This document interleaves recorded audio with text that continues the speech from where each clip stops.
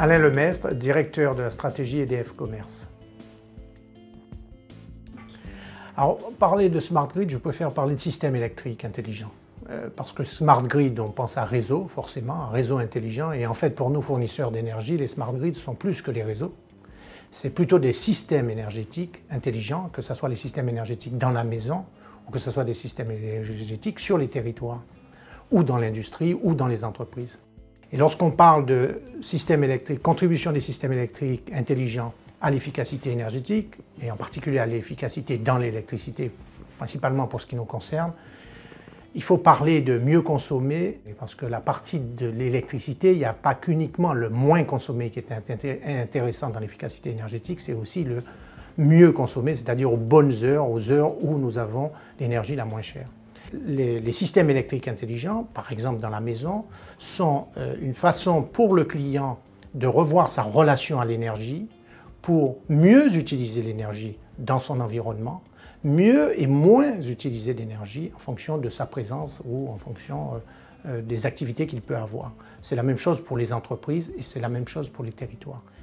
Mais en même temps, il faut faire attention à ce que ces smart grids ne soient pas, ou ces systèmes électriques intelligents ne soient pas des gadgets pour les clients. Il faut qu'ils y trouvent une réponse, et il faut qu'ils y trouvent une réponse à un coût maîtrisé. La France, depuis plusieurs années, a un système intelligent, depuis plusieurs dizaines d'années, puisqu'en matière d'électricité, on est capable de piloter par exemple les ballons d'eau chaude des clients, tous les 10 millions de ballons d'eau chaude sanitaire en France, qui sont pilotés pour qu'ils fonctionnent aux heures les plus intéressantes. C'est le mieux consommé que j'évoquais tout à l'heure. Et ça, c'est déjà un point important. Et puis, on a développé aussi en France des structures tarifaires qui envoient des signaux aux clients leur permettant de s'effacer de certains jours très chargés. C'est aussi le mieux consommé, c'est-à-dire s'effacer lorsque le système est déjà sous contrainte avec des appels de puissance importants. Donc il existe des choses. Sur le déploiement, maintenant, ce qui va beaucoup changer, c'est la convergence d'une part d'arrivée de technologies et de produits dits intelligents, que ce soit à l'intérieur de la maison, vous verrez apparaître des produits, des équipements de chauffage qui sont intelligents, qui communiquent. Vous allez voir apparaître les technologies de communication qui rentrent dans la maison et qui font le lien avec l'énergie, ce qui n'existe pas auparavant.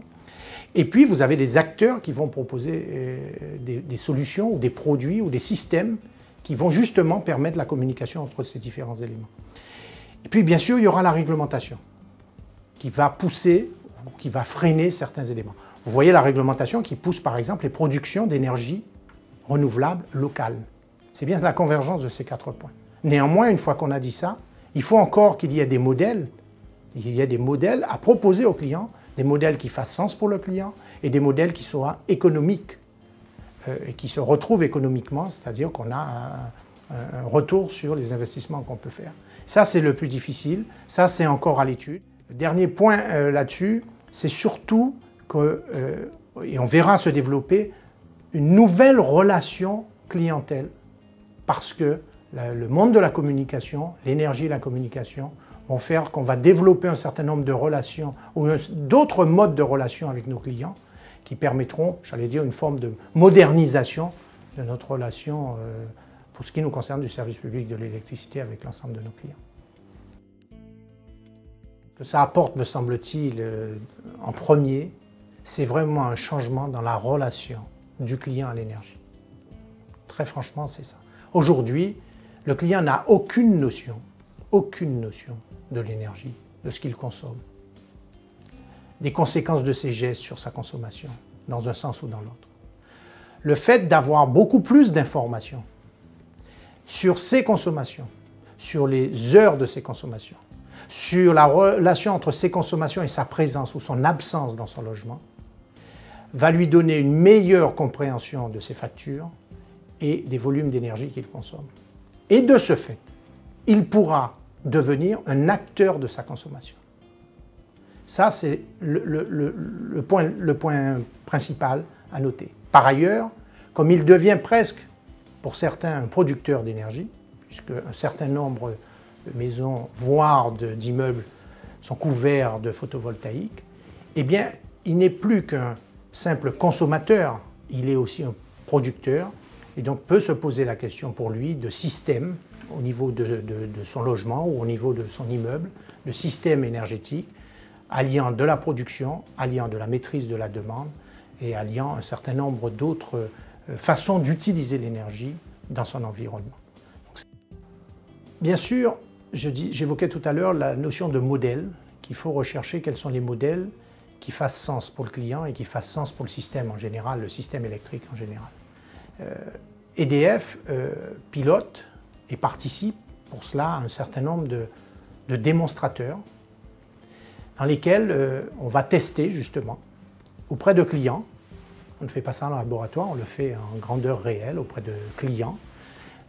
On va tester un certain nombre de modèles, que ce soit des modèles tarifaires, associés à des modèles d'utilisation de l'énergie, de façon à voir comment le client va se comporter, comment il va utiliser ses usages et les flexibilités qui lui sont données dans ces usages liées aux tarifs qui lui sont proposés.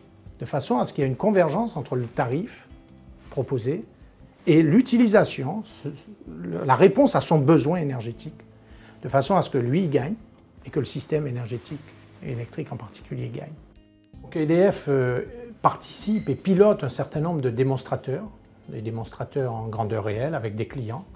On en a sur la région Bretagne, Embrun, qui est un démonstrateur qui cherche à travailler sur les effacements, donc le comportement des clients et leur façon d'agir avec les effacements de leur énergie à certaines heures. On en a dans le sud de la France, Nice Grid, où là on regarde l'insertion du PV, du photovoltaïque et du stockage d'énergie. Et puis on en a sur les écoquartiers en région parisienne, ici Grid.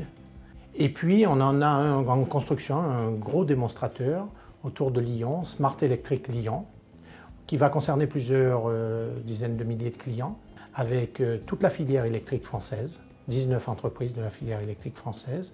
Chacun va tester un certain nombre de services innovants sur les usages de l'électricité, sur les offres tarifaires, sur le lien entre les usages d'électricité et les offres tarifaires et les grilles tarifaires, voir le comportement du client sur ces services et sur son appétence à consommer ces services et sur l'utilisation qu'il va en faire au regard des offres tarifaires innovantes qu'on pourra lui proposer de façon à ce qu'il consomme moins, qu'il consomme mieux pour lui et pour le système électrique.